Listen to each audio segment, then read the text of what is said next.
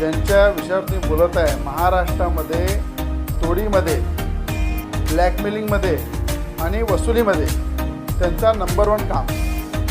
ज्या ठिकाणी ज्या ताटामध्ये ते खातात त्याच्या पाठीमध्ये खंजीर खुपसण्याचं काम हे अचलपूर मतदारसंघाच्या आमदारांनी नेहमी केलेलं आहे. जो चेहरा आपल्याला दिसते तो चेहरा नाही आहे.